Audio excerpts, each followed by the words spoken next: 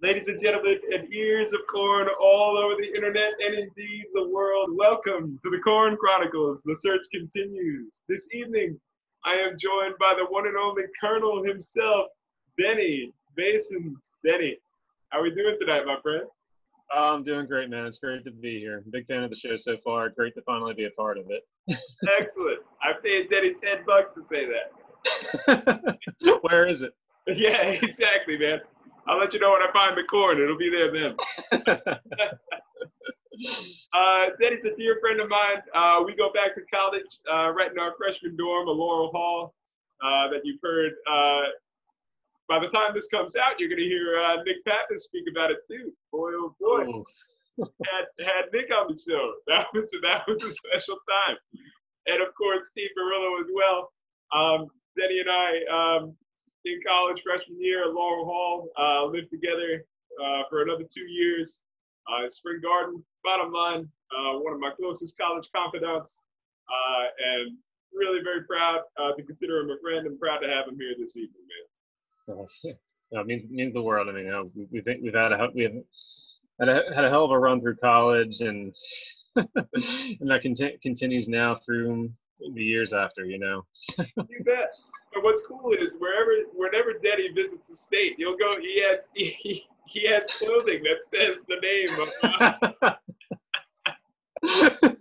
So you always know where he's at, you know. I shouldn't laugh too hard because I'm wearing my Rome shirt today, but Yeah, Denny's kind enough to come visit me in New York for a weekend, and I swear to God, if he brought three shirts with him, two of them had like Arab style New York written on it. and that was totally a subconscious thing too. I mean, I remember just going through my bag while I was at your house, and so Polly, we got another one. It was just New York shirt after New York shirt, and I was like, man, you can tell I was anticipating this weekend. Denny was pumped up to get on out of New Jersey, man. That's for sure. Now, Denny, I don't often, or maybe I do at this point. It might be a 50-50 split at this point. I try not to jump into these shows with let's talk about how we met and first impressions and this, that, and the other thing. But I feel like between you and me, it's a little relevant, only because I think my first impression of you is pretty interesting. And I also remember a moment where I was concerned that something I did was your first impression of me, but I'll get to that in a moment. Oh, really? Yeah, absolutely. So we're talking about freshman year of college, and for the first week or so, like all you're doing is like the orientation stuff, and you're getting to know kind of your dorm mates. And what's cool about Laurel Hall is we're genuinely just like a group of 12.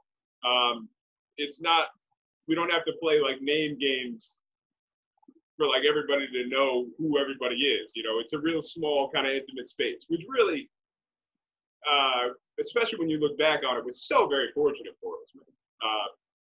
Especially for us all to get along. But even without that, man, it was a cool little vibe that we all kind of encapsulated. Oh, yeah. Tremendous. I want to hear your thoughts on that. But I want to say that for my part, the first couple of weeks of that were definitely full of some great memories, but a little nondescript in terms of, anything lasting in terms of memories and impressions. Just kind of like, oh, like this is a nice group of people. And then, lo and behold, the Eagles play on a Sunday. And they're playing, I'll never forget, they're playing the Green Bay Packers. And they have the Packers beat for the overwhelming majority of the game. And we know going in, just from getting to know each other, like I said, it's not like we spent 2 weeks in silence, you know what I'm saying? But we know going in that like Denny's a big fan, and they're playing in Lambeau, and Denny would otherwise have season tickets at the time. And the Eagles largely have game won, but then they wind up losing it in one of the last plays. And Denny's feeling it, you know what I'm saying? And I feel it too. I don't feel it much for football, but there have been plenty of Mavs games, especially when the Mavs lost to the Warriors that year when they were the 1 seed. I was crushed, man. I get it. I felt it. But I remember them losing that game And then we get up on that Monday morning, and we're talking to Jake, Denny's roommate. And I love Jake, and I don't want to jump into impressions necessarily, but Jake just goes like, dude, yeah, I'm already into it. He knows I'm already losing it. He's like, dude, Denny didn't sleep. Like, Denny, he's like, and Jake is so bright, so lovely, but like, everything is very emphasized with Jake sometimes. Like, there are very much like, if you were to put like a footprint in the snow, it'd be like, the snow is dented. You know what I'm saying? Like, it was, like it's really not. And he's lovely, he's brilliant. But it was absolutely one of those things where he's just kind of talking us through, like, dude, like I heard him get up in the middle of the night, and he was just like sighing and like washing his face.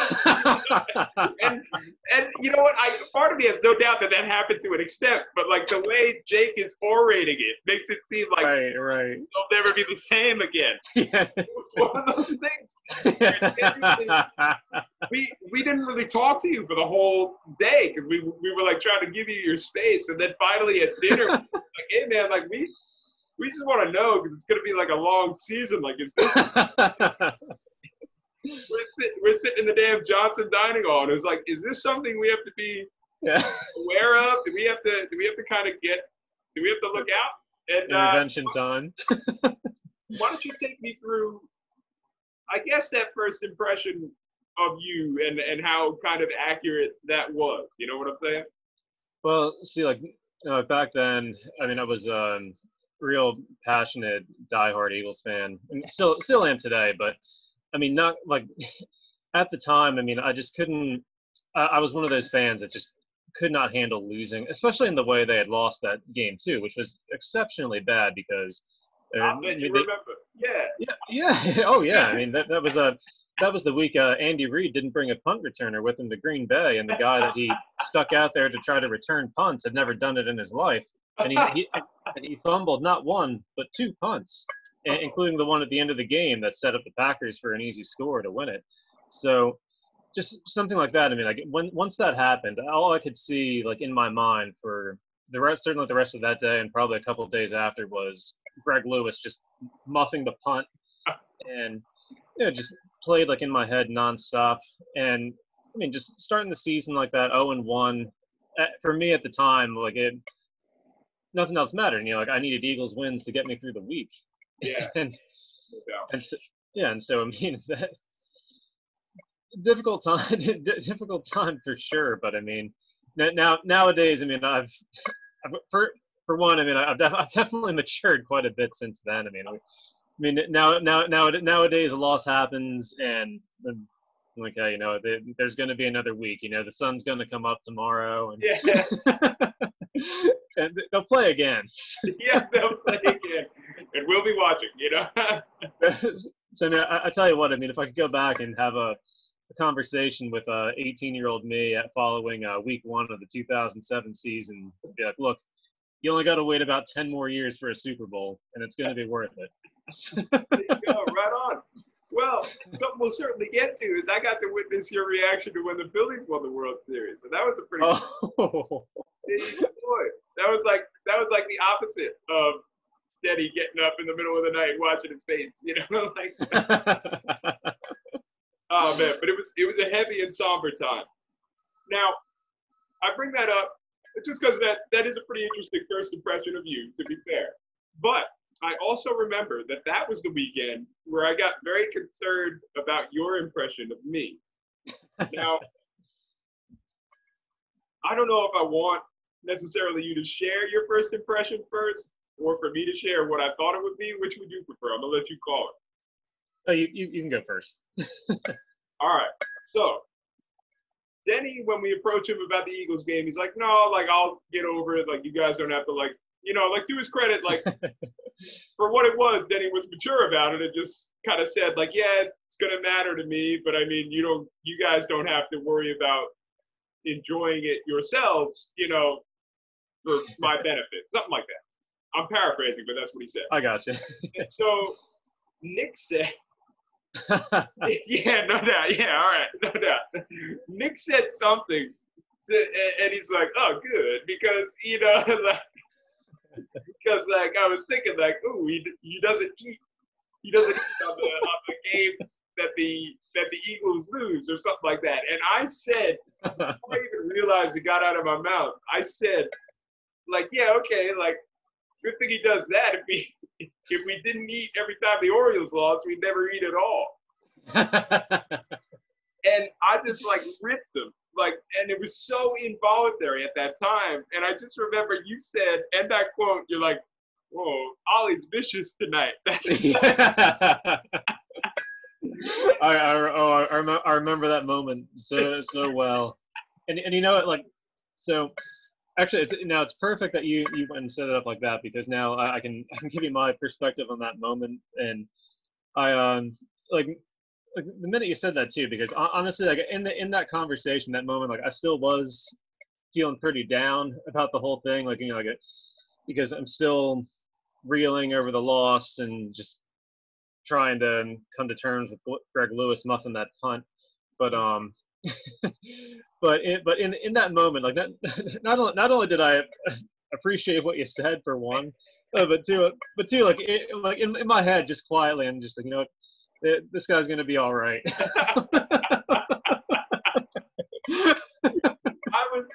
I was so concerned because, man, nothing about me is fake, man, and you know that, and I'd like to think that most people know that, but like there's also very much, my wit is often too quick for my own good. Like that's also a case, and that was one of those moments where, like, after I just ripped Nick for really no reason, which eventually became like just par for the course. But like that was the first time, And then after Denny reacted by saying like Ollie's bitches tonight, I was just like, oh no, like this is all too soon. Like like it's all unraveling too quickly. They don't realize that I'm a good guy first, and then like a savage afterwards. So I remember. That night I got up in the middle of the night and washed my face. No.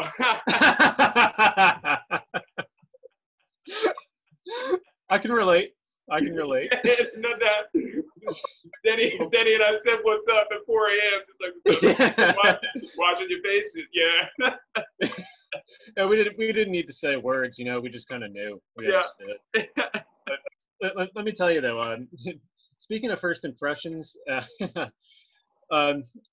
As concerned as you were just now about what mine might have been of yours, I gotta tell you, like, I'm not the best at giving off first impressions. Clearly, given my reaction to the Eagles loss, but also in one other particular moment which occurred pretty early in freshman year. I remember it was you, myself, and Steve walking over to the laundry room. Oh, and, yeah, of course. Yeah. And while as we get in there, one of you guys was getting your stuff out. I forget which, but there's this girl who, to this day, I still don't know her name. Right, indeed. But she approaches me like real nice smile and everything. Very very friendly, and he was like, "Hey, like you're in my psychology class," and I react to her, and like this is just, and I swear I meant no ill will by this whatsoever, but I mean it just kind of for whatever reason, it was my gut instinct on how to react. I just said to her plain and simple, like, "No, I don't know you. I've never seen you before in my life." Yeah, if she was trying. So, go ahead, bro. Go ahead, please. I was just gonna say. I mean, I can only imagine from that the poor girl's reaction to myself, but also even you guys too, since I mean we were still just getting to know each other at the time. Right. What the hell is wrong with this? It was bold, man. It was very bold. It was very, very bold and bold. I will say that if she was trying to get your head, she needs to be in another psychology class, bro. yeah, can't just be an intro level course. I mean, not yeah, at all, man. she better go for a master's degree in that in that line of work. Indeed, you gotta read a lot of Freud, a lot of Jung, a lot of everything in between, man. Man, oh man. So Danny, we've already spoken a little bit about how kind of Philly sports have kind of shaped a big part of who you are, especially when you were younger. I kind of wanted to touch a little bit on how you kind of turned that into a really cool facet of you turned it into more of a fandom. And I'm finding a roundabout way to bring up kind of gcob.com. Mm-hmm. And I bring up gcob.com because I was always very impressed at the level of responsibility you took over that site at a time when I don't think, speaking for myself, and I think many others our age, were really taking those kinds of responsibilities for their kind of futures and their careers. And I kind of always had a lot of respect and admiration for the way you always kind of reached for that site and strived to make that site better and kind of make it your own. And it was really, I think, especially for the time in our lives, it was a really huge and professional undertaking. And I kind of want to speak about, one, how you got into that and kind of how did that kind of change you as a fan as you kind of got the chance to approach Philly sports from a more professional angle? All right, well, let's see. So I first got into writing for gcob.com probably around the spring or summer of our sophomore year, and I got in contact with Gary through a mutual friend who lives down at the shore that my family knows through from the area from Summers. He had worked with him in the past, and told him about, and he was willing to good enough to reach out to him for me, saying like, hey, this guy's looking to become a sports writer. He's in college looking for some kind of intern work. Can you help him out? And Gary was good enough to send me an email and give me an opportunity to start writing some articles for his website. And from there, it grew into me not only just contributing regularly, but eventually, more or less, like taking over the operations of the entire website, and including putting out daily content, organizing things with some of the other writers, at times recruiting other writers to come aboard. And you yourself wrote a handful of pieces back in the day. That's Van Gundy doing, baby.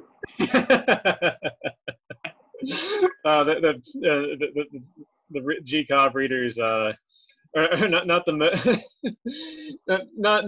always the most receptive bunch. But some of those critiques were spot on though, man. My favorite though was just like I'm really not even saying this. Like one guy said, like, you can tell this is well written, but nobody comes here for Pride and Prejudice about basketball. and it has never been. It's never been more accurately stated. You know what I'm saying? Right. Fair enough, dude. Like, I'm just kind of like Grantland without wanting to be. I wanted to be like Grantland without making it sound like I was trying to sound smarter than you. You know what I'm saying? Like that was right. I wanted to be a not smug Grantland that I don't know if I don't know if that was ever really fit for public really viewing beyond real niche audience, of which you were one. But yes, right. But yeah, and as far as how the website helped me grow, as a fan, and mixing that with being a fan in a more like professional setting, I think it definitely pushed me towards like that maturity that I found like later years, where suddenly I understand that okay, losses are going to happen and here and there, and I mean, because when you're writing for a website like that, and you're pursuing it as a career, I mean, you want people to take you seriously, and in order to do that, like you can't go on there and write write an article where you're you're speaking as if you were a fan, like, oh, like this guy sucks and should never have been drafted, should have never been on the team. I mean, I hope he dies in an automobile accident after the game. Oh my gosh, yeah, no, those are things you want to avoid. Yeah. That sounds like the article you wrote about me after we lost our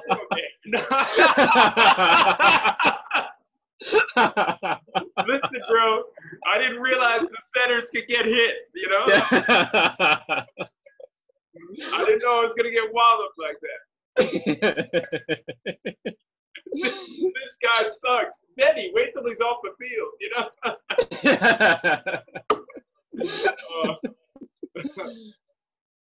But yeah, I mean, like you can't go and take you can't be a fan and write at the same time. Well, you can, but I mean, you can't speak as a fan when you're writing these articles. I mean, like you want to try to, like, and I myself, especially during that time, like really wanted to make a strong impression on the people that were reading it and the people who might be reading it. So I always tried to write those articles like from, as objective as I possibly could. Yeah. And not to say that I was always able to achieve that, but I mean, like it definitely shaped me toward a much more like balanced view of everything, and which I think certainly did me a lot of good in the long run. Yeah. I'll say, man, shoot, now we can watch sports together. No, nah, man. All seriousness, I don't think I make a big enough point about it when we do speak, but what you took on for GCOP and with that site is always very impressive. Thanks so much. I really appreciate that. All the credit in the world for the hard work you did for that when, Lord knows we all had other stuff going on, that was a big thing for you to take on, for sure. No, I appreciate that. I really do. One of the other fixtures of Philadelphia Sports Talk is one Howard Eskin. So the king, as he's known in Philadelphia. I'm sure he is. And one of his court jesters one time tried to venture to make a phone call to him, and that court jester was me. And for the life of me, I don't understand why I was volunteered to make this call. Here's what I think happened, and I would love your perspective. I think somebody, probably Jake, knowing it, Jake probably said we should call. And then I probably latched onto it and said, like, oh, yeah, we really should. And then everyone else said, like, oh, like, then you're going to call. If we're talking Sixers basketball, like, sign me up, man. Give me a half hour with Howard, man. He'll be coming on. Tell me about it. But absolutely. Like, pretty much any other sport. I'm not a football fool. I'm not a baseball fool. Hockey, I don't really know. But like football and baseball, I'm not an idiot. But like, I don't know. There's a reason I don't call into these shows. You know what I'm saying? And somehow it was ventured that I should be the one to make the call. And I never thought like having a radio voice would work against me. You know what I'm saying, man? Did you ever consider getting a part-time position? Oh yeah, big boy. I went to a job fair, dude, and I'm trying so hard to get. I went to a job fair, and I'm trying to talk to this guy about getting involved in radio, and I'm pretty much saying like, what do I need to do? And he says like, yeah, well, if you want to get into radio, you should just get a part-time position. And at that point, we just went full circle, which is like, why am I here? You know what I'm saying? Right. Let me work for a dime, man. Like, I don't know what, like, I'm literally asking you, like, why are you here? If you're not prepared to answer a college, like, junior's question of how do I get into radio? Because by then, between you and me, dude, by then, my radio chops were pretty legit. You know, like, I was no fool when it came to that stuff. Anyway, baby boy. But anyway, this was before all that. And for some reason, I'm volunteered to make this call. And the call I have to make is that the then winless Miami Dolphins would beat the Philadelphia Eagles that weekend. Now, the winless Miami Dolphins were not a good team, obviously. But the winless Miami Dolphins also wound up beating the Ravens that year, which I think is Yeah. great. Their only win. I know. we love you, Nick. And actually, I'm a Ravens fan, so what are we doing? But we're gonna gloss over that. But anyway, I make this call, and before I make the call, I'm literally like writing down notes of like what other people think I should say because I'm not an idiot, but I'm not calling into a radio show, man. There's a difference, man. If you call those shows, you better know what you're doing or be funny. You know what I'm saying? And Right. and lo and behold, I call and I get on the air with Howard. I freeze a little bit, not like a ton, but I freeze enough that it's just like I don't know how to say it. Like it sounds like I'm reading stuff. It's just like Cleo Lemon can play. You know what I'm saying? And it's just like it's not authentic. You know, like if he asks me a follow-up question, I'm gonna be like, no, I've never met you before in my life. I'm gonna be like, you know, freaking A. And so Howard winds up saying, sometimes you wind up meeting zeros that are trying to be a one or something like that. Yeah, then he knows. He just shook his head. Yeah. Yeah. Oh yeah. I've never been more deservedly, mind you, but I've never been more like recklessly roasted in my life. And then before we get into the real reason I brought up Howard Eskin, I'm a big believer in taking myself off whatever pedestal I happen to put myself on. Why don't you talk me through your memories of that day? Well, yeah. So we're all sitting hanging out in the dorm that day. It's I believe you, myself, Jake, and Ben Balionis was there as well, who also made a follow-up call after yours, which I mean, if and talk about a zero trying to be a one. Baby boy, that was like a rational number trying to be an integer. All right, no, I don't know, I don't remember but but yeah. So you went out. As you said, you somehow were volunteered for the call, and I guess maybe, and for whatever reason, maybe at that point, like we had just gotten to know you a bit, like the way you were, like you said, you mean very. One of the first impressions you get of you for sure is that you are very quick-witted and everything. So, so that with that in mind, I mean, like if any of us was best suited to go head to head with Howard Eskin, without a doubt, it was you. So, about your backhanded compliments in hindsight, man. $10 each, right? Yeah. $10 each. That's the price. I'm still not seeing these notifications, but I assume they'll come through afterwards. Oh, my phone, it's over there. Yeah. I see, and my wallet's my wallet's not with me either. Yeah.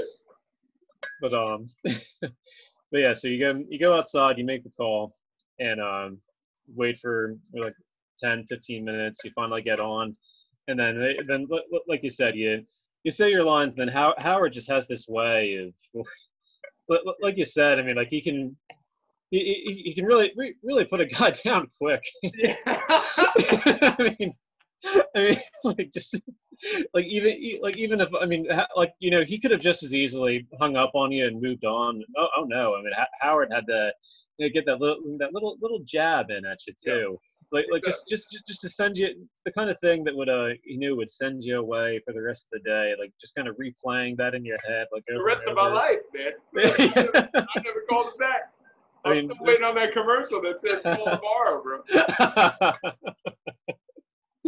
Oh my goodness, yes. But I mean, if anything's going to keep you up at 4 a.m. washing your face, it's hearing Howard Eskin and refer to you as a zero trying to be a one with nothing interesting to say. Yeah, exactly.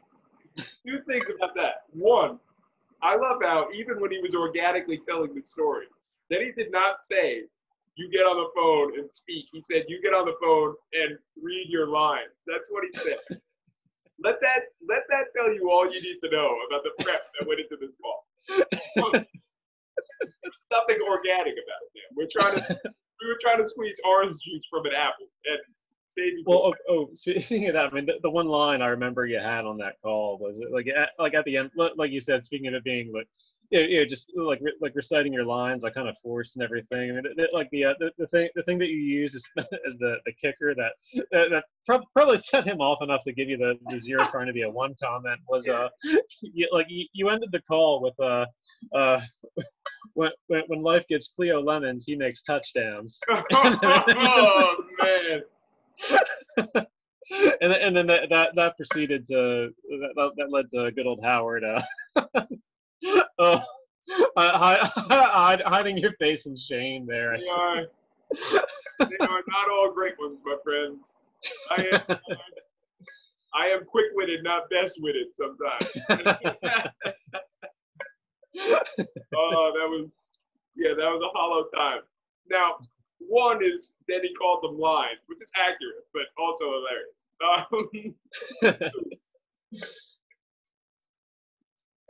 I bring up his name again, and it's all love. And to be honest, man, I want to have him on the show on Saturday. I'm texting him right now, trying to work it out. Jake Albans was the one who continued to say, like, hey, man, how you feeling after that? You know? And, like, it's like one of those things where, like, he meant it as, like, an I care kind of thing. He really did. And that's Jake, you know? But, like, in my head, I'm just like, it'd be a lot easier to get over if you didn't. Yeah, right. Well, let me ask you one more thing about that moment. No. So here's the thing. So when you originally did the call, like I said, you were outside of the dorm, I believe. Yeah. And so and you came back in because there's a delay for probably about 2-3 minutes or so. Yeah. So you came back in, and like we all heard the call together and everything. But I want to know what it was like for you, just outside there, like by yourself, no one else around you, just on the phone with Howard Eskin, and having to hear that line like by yourself. Well, I mean, it was all the same blur because you knew it wasn't going to be good. I remember coming into the dorm and just saying, like, yeah, it didn't go well. And to be honest, I thought it was going to be like, yeah, it didn't go well, as in, like, you might not hear it. You know what I'm saying? Because I know how those shows work, you know? Right. Then I just start to, like, hear it, like, while I'm still talking, like I'm being shushed, which is fine. I don't mean that. But like, literally the call is still going on. And then you hear the line, and then it all happens. And, you know, I get roasted, which I deserve. But, you know, Jake's the only one who, like, 3 hours later was like, yeah, that was rough. And I'm just like, I know, you know, like, yeah, it was. I was there, Jake. I was there. You bet. I'm, in fact, the only reason you know about it. Yeah. No, but I love Jake, man. But it was one of those moments, man. It really was. But Jake's the man. Absolutely. Denny, I want you to talk, and I want you to take the lead on this story. Here's the only preface I want to give to any listeners. It relates to that very same radio program with Howard Eskin. And this experience happened very literally on my birthday. What I will remember is that it was my birthday in, like, date only. It was on, like, a Monday or something like that. Like, it wasn't one of these, like, it's Polly's birthday, let's have some fun. It was like, it's Polly's birthday, we'll do something this weekend. But on my birthday, something happens to this radio program. Something by the name of Psychic Radio. I'm sure that if I told the story, you would have blanks to fill. And I'm sure that when you tell this story, I'll have blanks to fill. But Denny, I want you to take me through the Psychic Radio Day, March 11th. I'm going to assume 2009, but it could be off. Yeah, that's exactly right. 2009 it was. Cannot forget that. Yes. Tell me all about it, man. All right, so now, just a little more background here. I mean, like, almost every day, like, I listen to this radio station religiously. And then, every time you guys walked in the dorm or walked in our apartment, I mean, like, probably the first thing you heard was the voice of dear Howard Eskin and others that were on the station. Or Jamar's story, yeah. the poor man still hasn't woken up. We still don't know what he wants to talk about. I mean, I tell you what. I mean, if there if there's an end to the search in the Corn Chronicles, it should be to find Jamar wherever he may be, get him on the program, and find out what he wants to talk about. Yes, baby boy. But I can't wait. but anyway, so yeah, I listen to the station religiously, and one day, or actually one night rather, I go and I go to turn it on, and suddenly that just out of nowhere, as soon as I had the radio station going in the background, but I had the my computer muted, and I just go to hit the unmute button, and to my surprise, I mean now the radio station's still there, but along with the radio station, my laptop just starts blaring like some kind of Spanish music, and it might have been a Mexican hat dance. Definitely some mariachi music, man. Yeah, very some very interesting stuff that I normally would certainly not listen to on my own. Yeah. But and I'm blown away by this, obviously, and then Jake, as you said, was my roommate. He looks back at me and goes, "Dude, what the hell was that?" because you see, like the minute after I went and hit the unmute button, I just as quickly muted it again because I didn't expect it to be like that loud, like just that at all. So I was just completely taken aback by the whole thing. Right. And so Jake goes, "What the hell was that?" And so I don't know. So I don't know. cautiously I go and hit the sound button again, and the music's still there, and it's playing, and I can't figure it out. I look through everything. I look to see like what could possibly be the source of this music, and nothing's up. I mean, there's no iTunes, like there's no other radio app. I mean, nothing. There was absolutely no explanation for the source of this music. Yeah. And so I mean, I couldn't get rid of it either. I mean, I even went as far as to restart my computer. Whoa, and, those are drastic measures, bro. Yeah. Well, you know, with all electronic devices, usually the solution is a simple reboot, I thought. So, not the case here. So as soon as I go and reboot my laptop, as soon as everything loads up and I log in, there's the Spanish music again, like just everything going full blast, and no matter what I do, I can't get rid of this. So, I mean, for a while, I mean, this was life with this. I was listening to my sports talk radio, but at the same time, like there's just constantly constantly this Spanish music going on in the background, and like it's all purely instrumental too. Like there's no lyrics or anything, so it just serves as like a strange background for the Philadelphia sports talk. But I mean, it's just going and going, and then one night, this is the night your birthday. Yeah. I said to it, well, look, I can live with it as long as the music doesn't get too crazy on me. And then I forget what I said exactly there, but oh, I remember. Then like, you all right, you can fill in that blank. I want to throw it back to Denny, but here's how it went down to me. Okay, I come in later at night. Okay, and everyone's in Denny's room, and which is not that uncommon. But I hear the sports talk, and Steve is in Denny's room. And to me, I mean, Steve's beautiful, and Steve's a friend to all three of us. Steve is the brother I ever had. It never had him anyway. And but for Steve to be in there so willingly with the sports talk on, that's a little different. It's not weird that Steve's in there. Right. Like why would Steve care with all this on, you know? And so I go in just because I'm simply drawn in by just that, you know, because I know something happens to be going on. And then I hear the mariachi music. And, you know, in my fantasy, Denny's just broadening his horizons. And, you know, to be honest, like I think mariachi music is a lovely form of music, and I'm like, oh, like Denny found something that really kind of suits him, you know. And You know, I did kind of get used to it. I actually, by the time that this all passed, I mean, I did kind of enjoy it. as Denny just takes out a guitar real quick and just like, speaking of which, I've been working on this. Step up your 4-string ukulele game, asshole. No. I got to handle those drums first, Polly. I got to. Yeah. Not so much for me. I mean, I am not musically inclined in any way. I'm sad to say. Oh boy.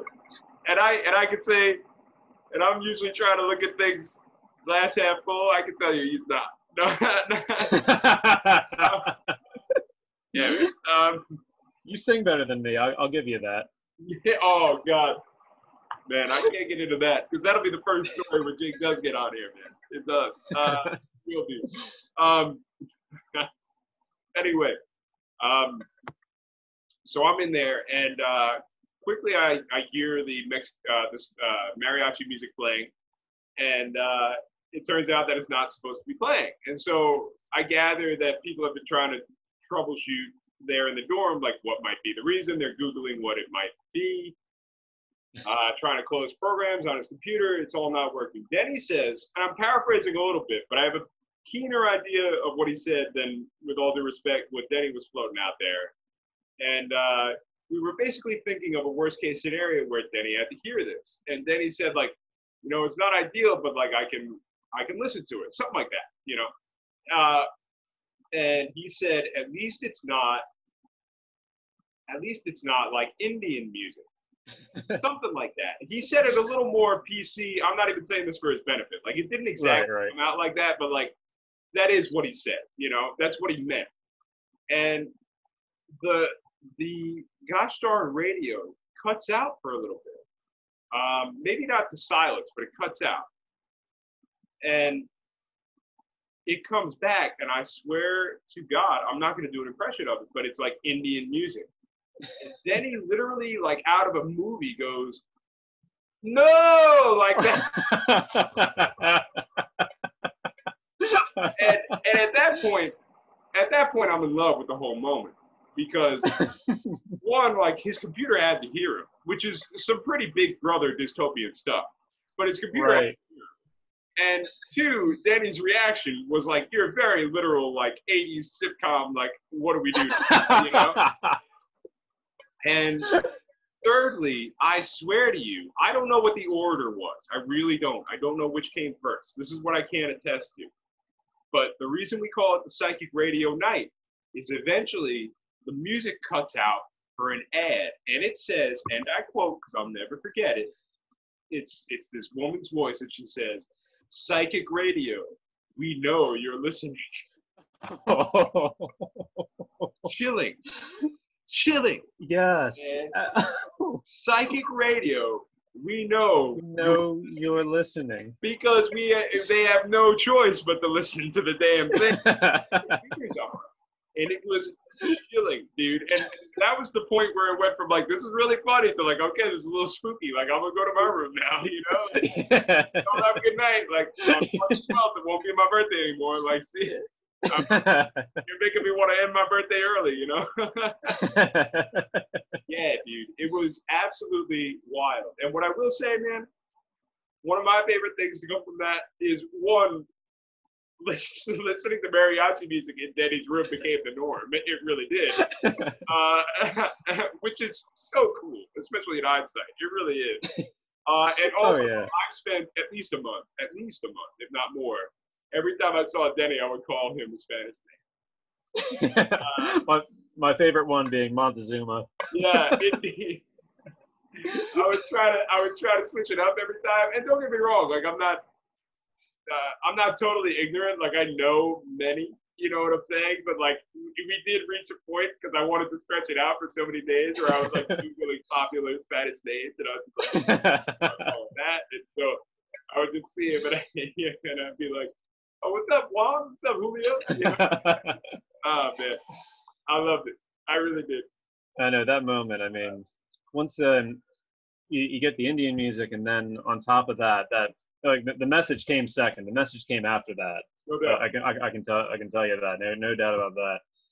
I mean, when you hear that going on, and again, like keep in mind, like there's no source whatsoever. Like all of us looked over the computer and could find nothing at all, nothing that this could possibly be coming from. I mean, to hear that, I mean, it's oh boy, I mean, what's tomorrow going to bring? Yeah, oh, it was chilling. It was absolutely chilling. Like the fun was sucked out of it real quick, man. Like that was like. And you know, the thing is, to this day, because obviously, I mean, like we tried to Google like what psychic radio was, Yeah. or anything, like we could find no trace of it. No trace of it anywhere. I mean, I don't know if I knew that. You're probably just making it worse, man. Like I'm probably not gonna sleep tonight now. No, all right, no. Danny, man, struggles with the radio were not your only experiences on the radio. You also spent some time that I really treasured helping out on my air quotes more serious radio program of Fanfare for the Common Man. I feel like me talking about Fanfare for the Common Man is A, pretty self-indulgent. B, it would probably be a longer talk than anybody wants to hear about because, you know, I love what I did with Dennis. I love Where Did You Get That Corn with all my heart. Some of the greatest laughs I've ever had were doing that program with him. But Fanfare was a show that I took a great deal of pride in crafting. It was a little more structured, certainly. In some cases, academic, sports-based, a lot of music analysis, a lot of jazz, things like that. Bottom line, it was a craft. That was what I would consider a craft radio show. Whether it was crafted well is a different talk altogether, but it was something that I invested a lot of time. I would love kind of your perspective on not necessarily the show itself, but kind of having the opportunity to step into radio and kind of talk sports with me. And we also kind of branched out into some different directions. I know you did some impressions that I think I treasure in the show. Why don't you tell me, I guess in a nutshell, tell me about kind of some of your impressions from being able, well, not your literal some of the time we spent together in the studio. How do you feel about that? Well, you know, I mean, especially look back on Fanfare, especially given how into sports and into listening to sports radio shows that I was. I mean, it was real. It was a lot of fun to be able to come hang out with you for a couple hours twice a week, and be able to talk about a variety of different things. You know, kind of, you know, because we got into everything from NBA, Super Bowl at the time. We went through the NBA. I remember we went through the entire league, just talking like team by team, and going through what their outlooks were, and not just for the season, but in some cases moving forward too. So, I mean, it was something that I myself definitely enjoyed quite a bit, and we also did and just little things too, like the impressions and all that.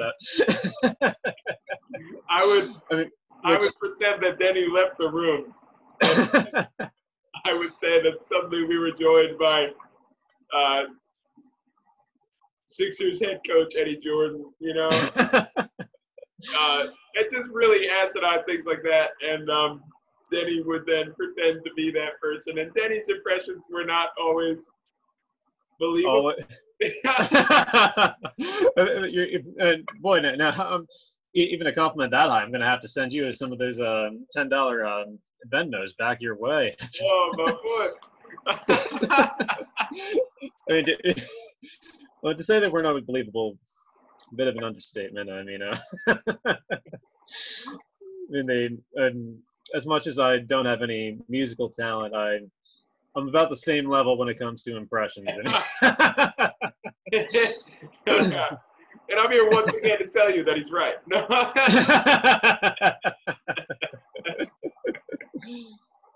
But no, Fanfare was a great time though, and you know, and like I myself like hadn't even seen the college radio station at the time before before you invited me up to come hang out with you for some of those, and like initially I remember I think like it was just I was just supposed to come up for like one show or so, and then I remember so like I was enjoying it, and I think we're both enjoying it for that matter. So it became a regular thing where I would join you not right away. Like I believe I would come in like an hour and a half into the show, and then I'd join you for the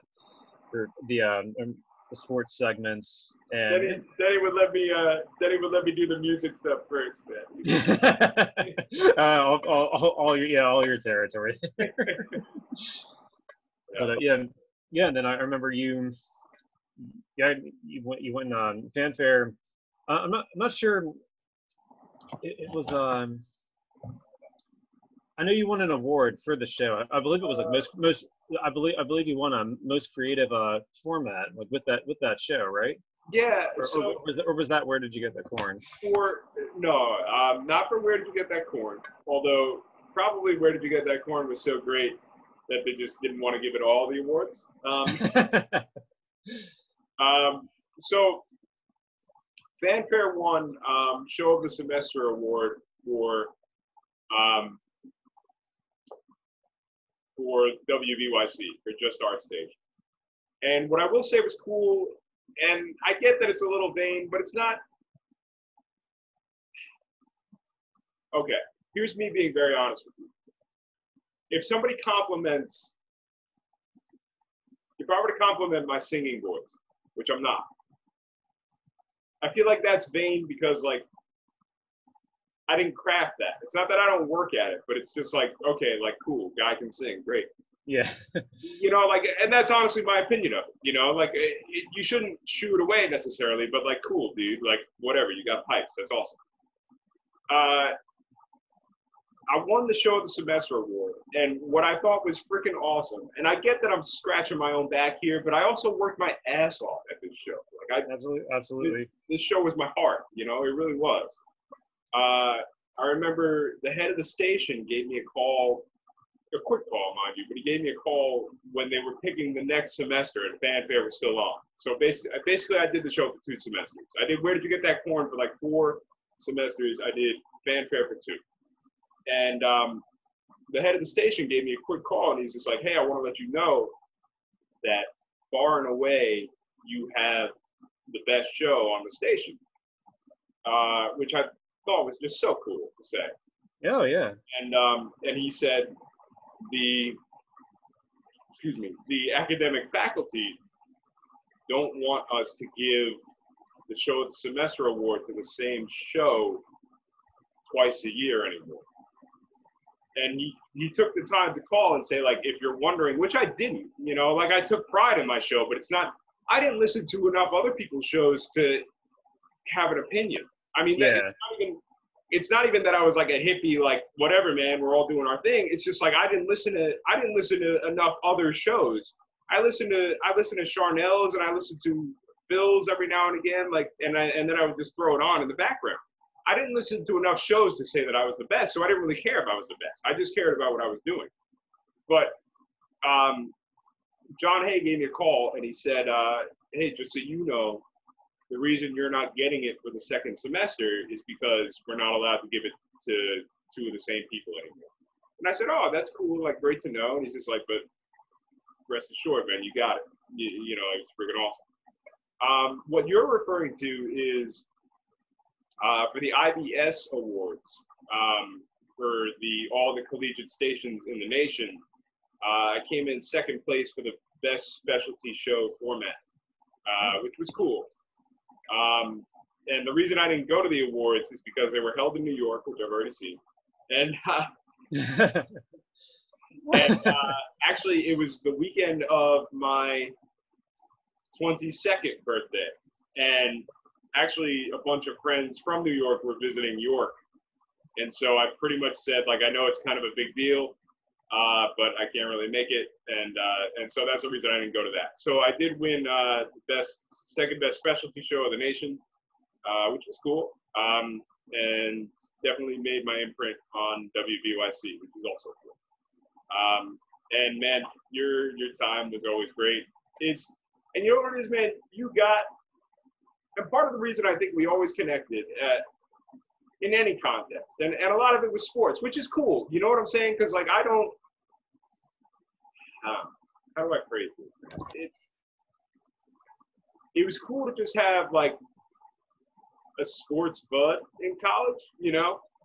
Even a lot of my friends now, like Jay Kaplan and Alex Wong are some of my best friends in the world, but like we also love music and we love all these kind of things together. And believe me, Denny and I have a ton of similar interests. If you listen to us talk in a vacuum for 40 minutes like you have tonight, like you get it, man. Like we've got a weird ass sense of humor, you know what I'm saying? Like it's not all sports, but at the same time, like it was very much kind of rooted in that kind of sports stuff. And I always kind of appreciated one, that we had that connection, but we also didn't take all that stuff too seriously, that we can have Denny pop in and pretend to be Ed Jordan or Elton Brand real quick and just kind of share perspectives on various things going on. It was a special time, man, for sure. Absolutely. Yeah, definitely miss those Tuesdays and Thursdays. Yes, indeed. So I brought up that Denny took a strong interest, well-deserved indeed, in sports journalism. Initially, Denny's major, I don't know what it was, but it wasn't always professional writing.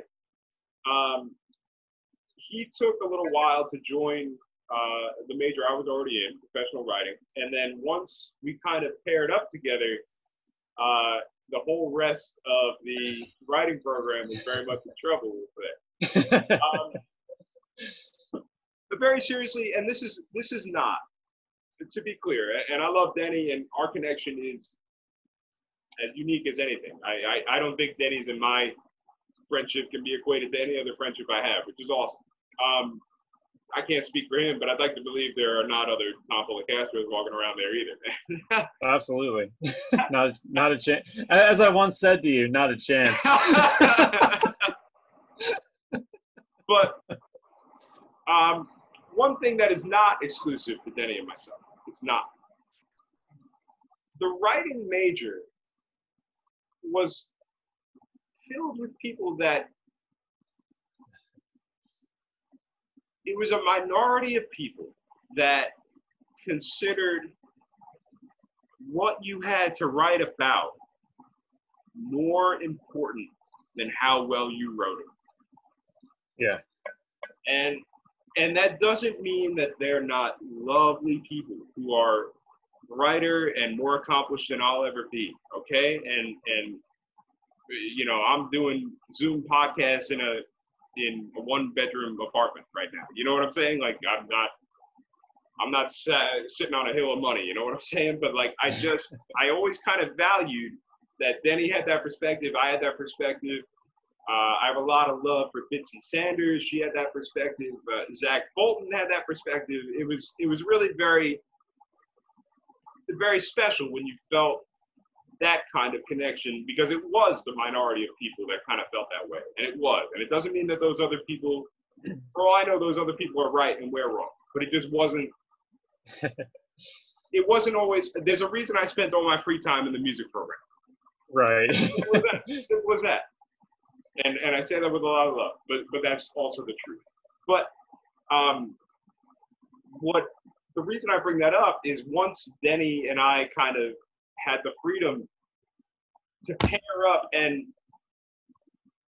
first of all, take our academics seriously, okay?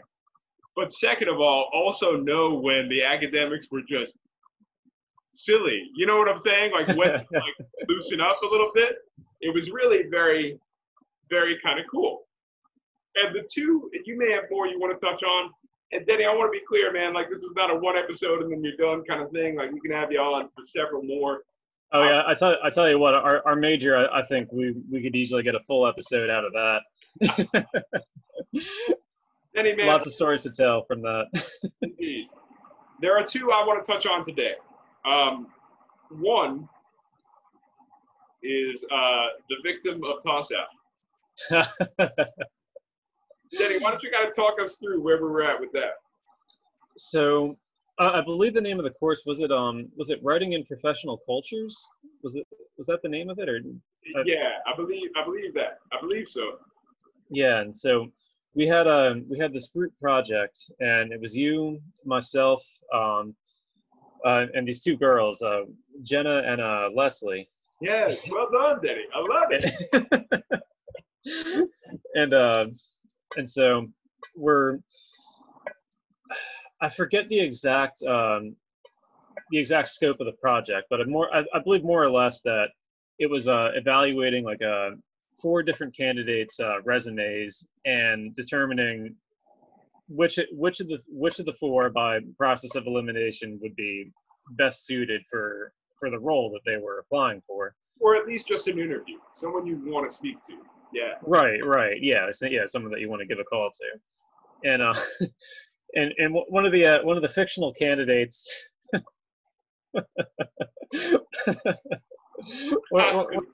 Only because I know you're about to say the name, and what's weird is I also remember the name, and we have no business remembering the freaking name. I know. We're talking about a fictional character from a textbook. There's no reason. like an old outdated textbook that's probably long been replaced, but I mean this name just lives on forever in our minds and our hearts. The name of Tim Grantham, who by the way, not only do I remember what Tim Grantham's name was, I remember what he looked like. Yeah, do I. Yeah, from the picture in the book. Yep. And so unfortunately, Tim Grantham's qualifications weren't particularly impressive, and so we in our group, like, okay, well, this guy's not going to make it. So, and Jenna, who was kind of taking the lead as far as writing out our response to the whole thing. Gaining the lead, I'll say. Yeah. Yes, indeed.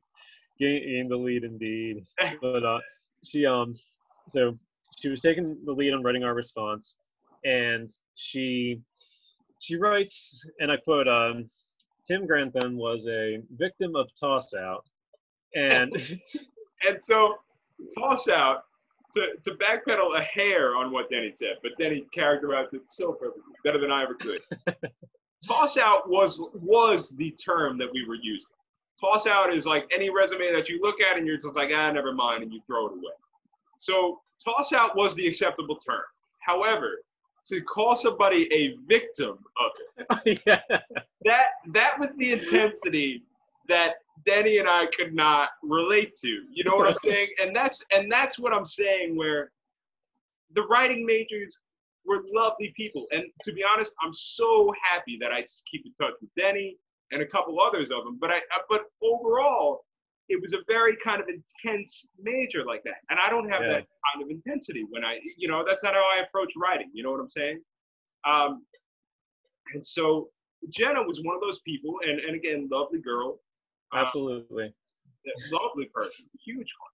I remember really a lot of nice conversations with her, because I remember taking creative courses with her.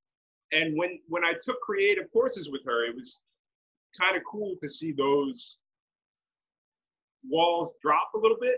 Like, again, man, like I'm not bombing on anybody. I think no, very nice person. She once gave me a ride across campus. That's right. Yes, I do remember that. Get in. No. But just an intensity to the way she approached it. Yeah. That I couldn't relate to, and maybe that means I'm wrong, but I could not relate to her intent. And nor could Denny. So she calls him a victim of toss out. And so here's where Denny and I are children, okay?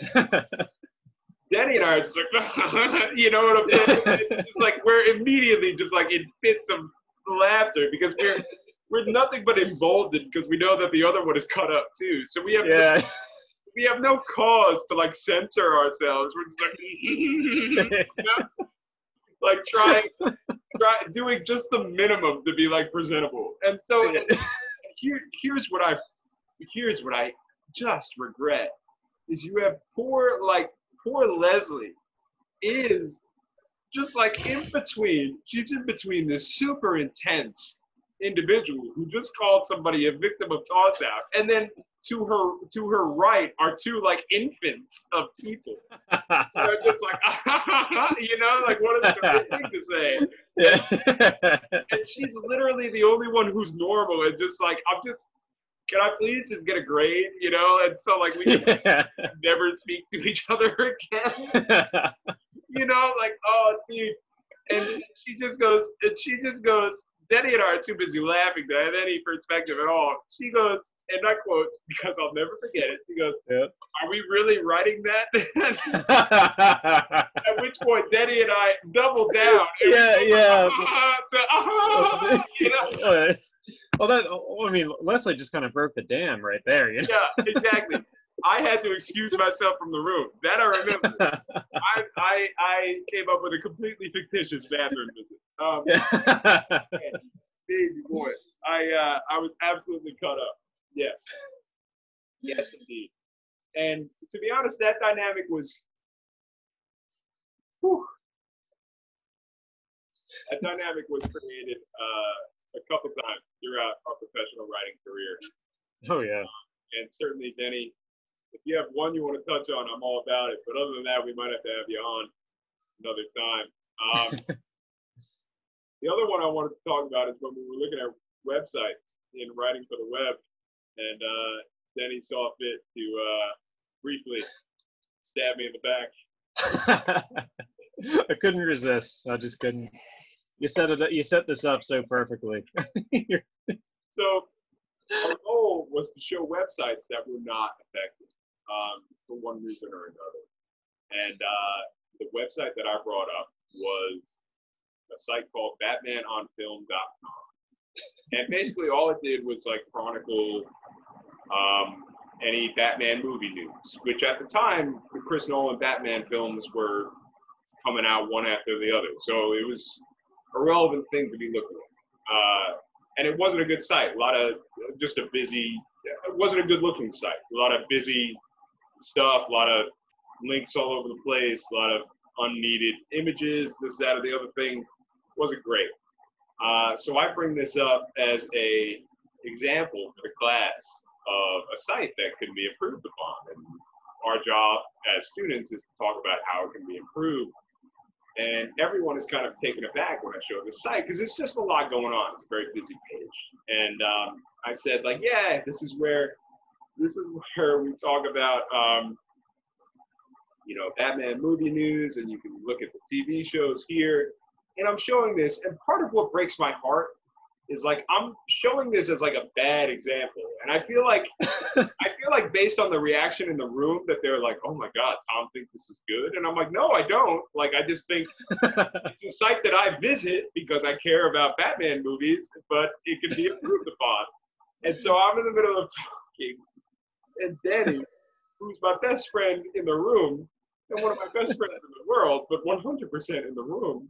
I'm talking about like, yeah, this is where people can talk about Batman on TV, on film, in movies. And then he says, like a stone cold savage, he says, sightings. He's talking about Batman sightings. And the whole room, justifiably, mind you, erupted in laughter. Even the mild-mannered Dr. Propin knows he's been roasted over an open fire pit. Boy, I am a victim of toss out in my own freaking land, you know? We'll see. And it was definitely like an etude Denny moment. I just want you to know that I haven't forgotten. Well, I mean, honestly, it wasn't the only time I did that to you either in those courses. The other, and the other one being you and I together presenting another award-winning project. Little did we know. Yeah. We were paired together, and we were were designing a website, and we designed a website for Rhapsody, the Rhapsody group up at York College, and and one and part of this after we were done developing it was we had to get up and present it in front of everybody. So you're taking the lead on that. I mean, like you're out there in front of the class explaining everything. Meanwhile, I'm operating the computer, just clicking around from page to page on the site, and we get to I forget exactly what it was labeled. I think it was like basically something like a contact us or like a something like that. And where you say that and there's no need to show that, and I'm sure there is. And I click on it, and we had put on this page, the contact page, like a picture of yourself, sprawled out. And there, there's the pose. There's the pose. with the word the noise, I believe, written on the chalkboard behind you. Yeah, exactly. Yes, so obnoxious, so obnoxious. And again, like and I mean, the picture itself was great, but I mean, just the way that you said, like, oh, there's no need to show that, and yeah, I mean, really set that moment up for the rest of the class to get a good laugh out of that too. But I mean, got you twice there. Yeah, you bet, man. I mean, and what I love about that is there are so many projects within the professional writing major that I worked really hard at. And this is not to say that creating this site was mailed in. It wasn't. But it was also very much, speaking for myself, and I think Denny would agree, it was like 60% how can we make ourselves laugh, and 40% how can we get a good grade. Yeah, absolutely. And that was probably the only project that I ever approached like that, like just like, yeah, whatever grade we get, you know, like let's just freaking do it, you know. And what I love about that is the one project that was like ever selected to be like showcased for like the prospective professional writing majors looked at that site as like, hey, you might want to be a part of the professional writing major. Which, yeah. When you hear that, and you're listening, you're kind of like, oh, what an honor. But like, for me, like, I was just like, no, like, F that, man. Like, projects I've worked my tail off at, and they don't want to see those. And like, it's about as close to half-assing something as I ever did in college. You know, it was not half-assed. I want to be clear, but like for college, it was half-assed. And this is the one that they want to give freaking awards to. Like, I was borderline hot, man. I almost wanted to tell her like, nah, man, like no. I remember when you told me that. That website we did last year, because it wasn't until like the next year, I believe, that they displayed this thing out there. And then I remember you came to me one afternoon and said, that website we did last year won an award. And I was just kind of like, what? Oh, man. Yeah. Special time. Not much of a follow-up. Not much of a long story, but an important follow-up. What I will say is cool is because of that image, I'm not going to do that again. That probably scarred y'all for life. Y'all that didn't see it.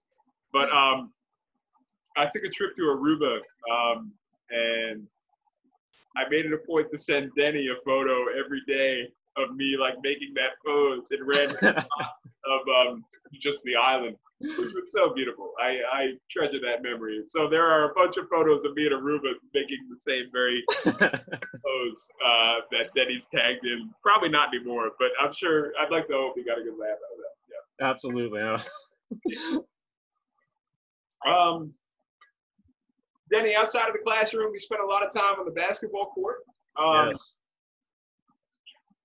Man, there's almost too much to get into for the sake of just keeping this show remotely brief. I wanted to speak very quickly on one of our first trips to the gym where you wore your jorts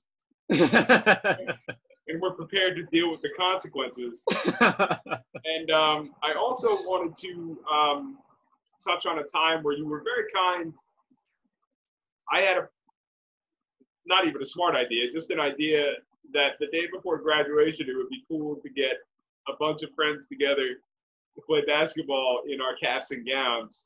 And Denny was among the group that joined me. And one of the things I treasure is one, we played. Two, it was very hot. It was not a good idea. Not easy to play with those things on at all. Three, there was definitely a campus tour that took place while we were playing basketball. It was a beautiful thing. That there are people that their first memory of York College are a group of people playing half-court basketball in their caps and gowns. Denny, do you have any thoughts to share on that Jorts trip and or that graduation ball session? I'd love to hear it. What I will say, no story required, because it came up on Nick's show, which hasn't been released yet as of this filming. Danny deserves all the credit in the world for crafting a basketball game over the course of a semester's break. It's like he came back with a jump shot, and I'm sure you worked your ass off, man. Like I'd be curious, like what you did, because we were all playing, and then he would just get boards with like one hand and just be, and it was like it was confident in his own way, like he was busting his butt, you know what I'm saying? But like a lot of his shots were just like leaning as far back as he could get it up, but then he came back and suddenly he had a jump shot, man. I think Denny deserves all the credit in the world for making himself a player in like a very short amount of time, man. So I know I'm throwing you. I kind of threw you three at once so that you can pick what you want to talk about. I don't want to pressure you into making each one of those a story. You know? Oh, no worries. I'm enjoying this thoroughly. So let's see here. Well, we'll start at the beginning here, which first the jean shorts thing, which first of all, I mean, like I'm one who's very slow to pick up on a lot of social trends. I mean, I live very much in a bubble in my own way. The first of those being that I actually wore jean shorts at that point in my life, like, and then the second being, I mean, even this, like, this is the first time I've done a Zoom call. I didn't know Zoom existed until like several weeks ago, and apparently, like, I don't know when this began, but I mean, it's become like a real common thing that normal people use. I don't know when this began. That just internet. No. You got to understand. I've spent the better part of the last 10 years piercing ears. So, baby boy, that's why he's wearing headphones, so you can't see his lobes, baby.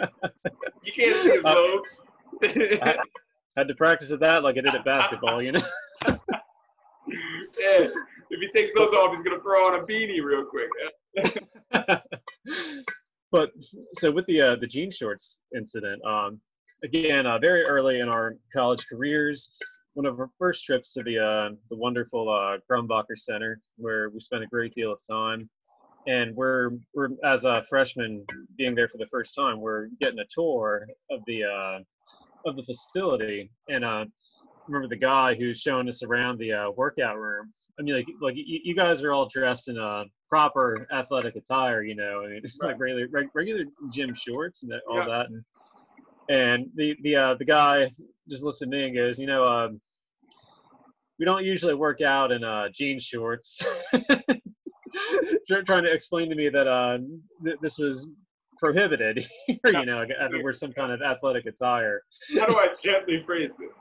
but the thing was about that too. I mean, before that, I mean, like, you guys even kind of asked me, like, before we left, like, you sure you want to come out to the gym in jean shorts?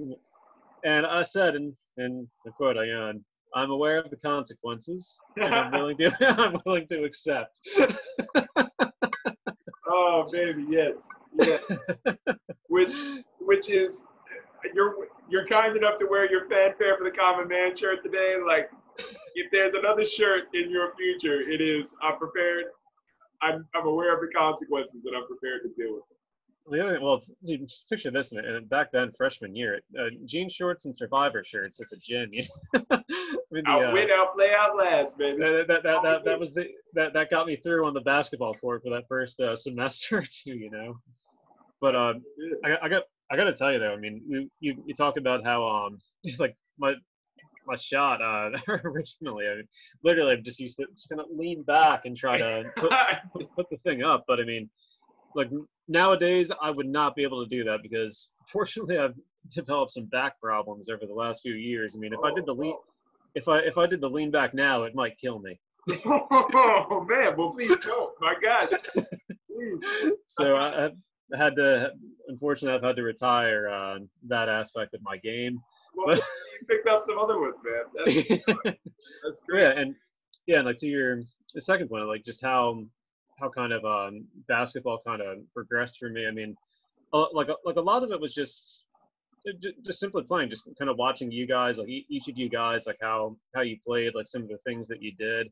I mean, like I just tried to more or less just kind of imitate that, and Right. just. I I mean, know like I put the ball in the basket a lot, so you probably really like that. again, a simple challenge. Yeah, indeed. But I mean, even you yourself, like help me work on the little baby hook. Seamless work, dude. Yes. Yes. But yeah, I I mean, feel like half of this blog is spent for like people to like validate that I can play basketball. You know? well, and then Do you hear that, Dad? No.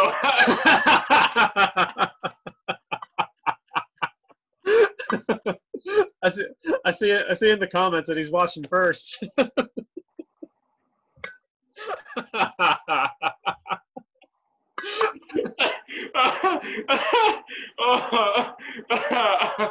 Oh, we might have to end it. I don't.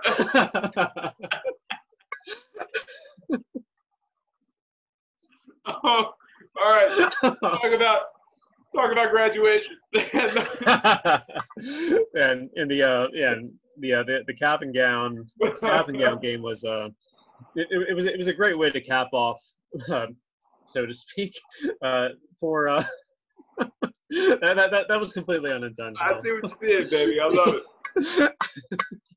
But yeah, it was a great way to finish off 4 years of going to the Grumbacher very regularly and playing all kinds of pickup games, and just honestly really was one of my definitely one of my favorite moments from the whole college experience. Like just seeing that poor tour guide have to stand there and explain something like I said, I can't imagine what he must have said, what he must have thought. I mean, like all the tours that he had taken, all the preparation he had couldn't have prepared him for that. I mean, exactly, man. There's no way. There's no way to warm it up. And this, you can't ignore it. That's what I love, man. Like you knew they had to see it. Yep. Love it. Yeah. Bottom line, man, we just played ball in our cap and gown, which was really very hard and very challenging, but it was good. But we made it work, though. I mean, we did, and we got a cool little group. And to be honest, man, like I remember at the time being bummed we only had like 5 or 6 people, because in my mind, I thought we'd have like a chance to like run like a game and this, that, and the other thing. But I remember eventually, it only took about 5 minutes for me to be relieved that we could only play half court, because I don't think I could go full court without, those things are hot, man. Yeah. Leave it at that.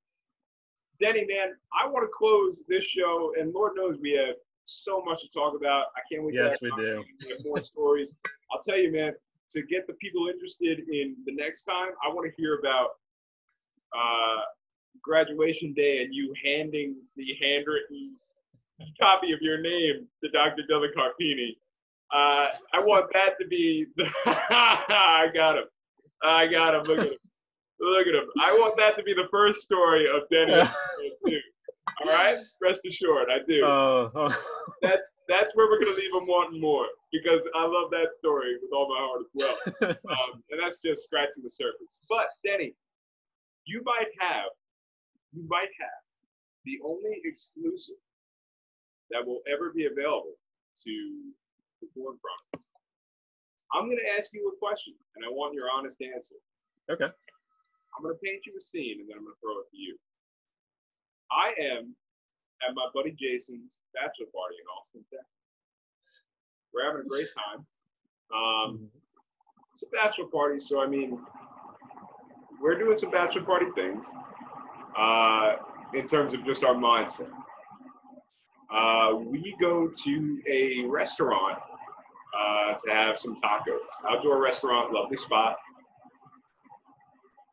There's a fantasy basketball draft that is taking place during this time. And I have kind of a lull in, you know, just like we've ordered and we've all kind of gone our separate directions for a little bit.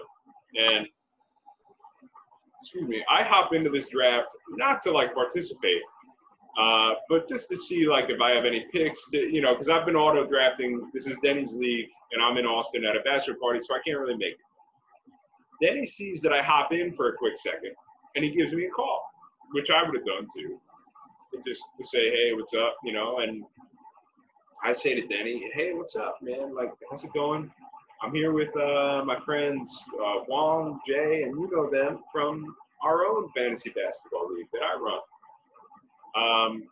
I then, if I'm being honest with you, man, I probably have to go to the bathroom. Like, I can romanticize it all I want, but like, I probably just have to use, you know, the loop. And I say to Wong and Jay, and maybe a couple of others, you know, Sean Taylor might have been there too, but Wong and Jay would be the ones to really talk to you, if I'm being honest. I say to them, just like, hey, man, guess who I have on the phone? Denny. Give me the phone.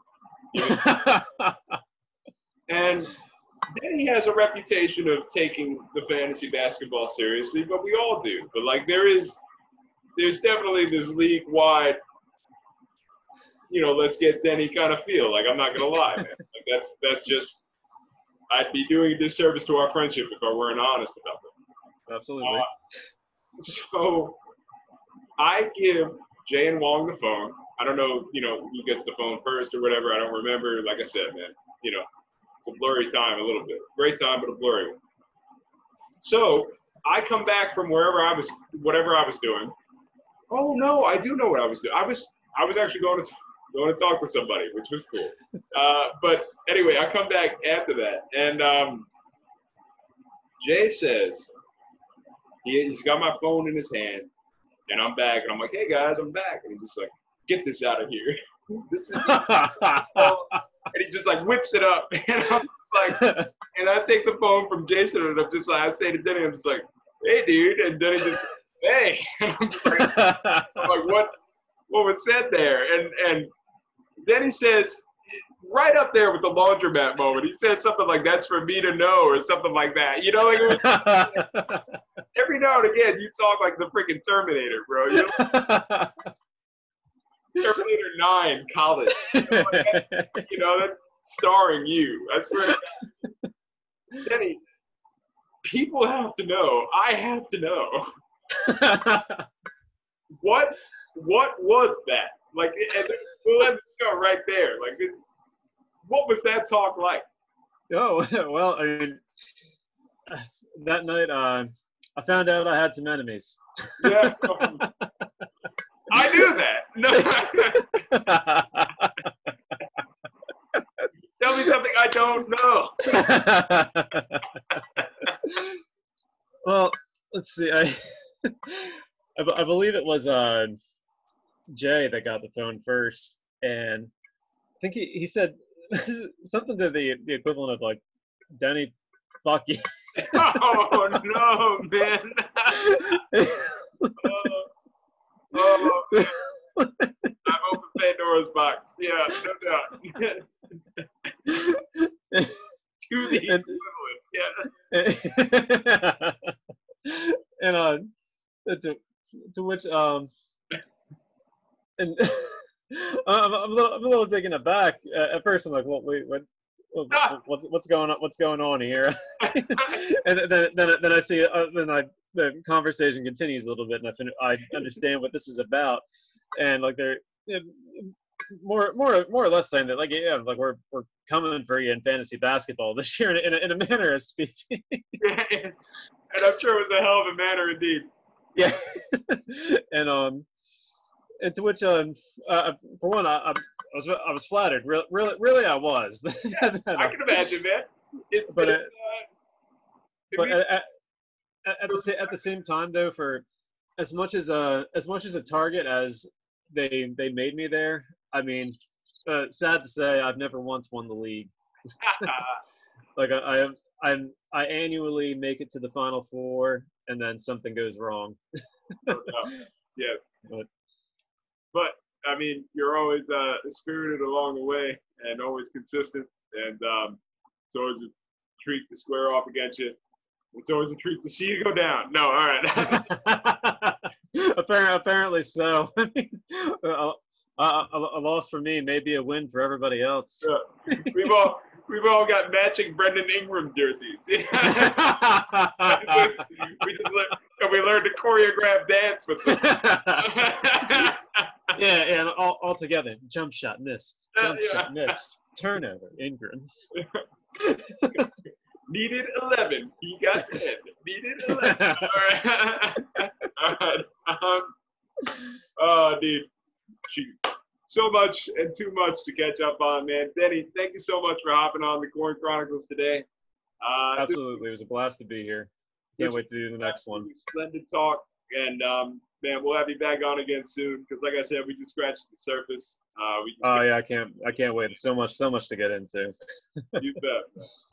Danny, thank you so much, man. Ladies and gentlemen, this has been the Corn Chronicles. I've lost track of the episode numbers, but this is the one and only Colonel Denny Basins. Denny, thank you for being here, man. Absolutely. Thanks for having me. Been a pleasure. All right, man. Thank you so much. Have a good one, and bye.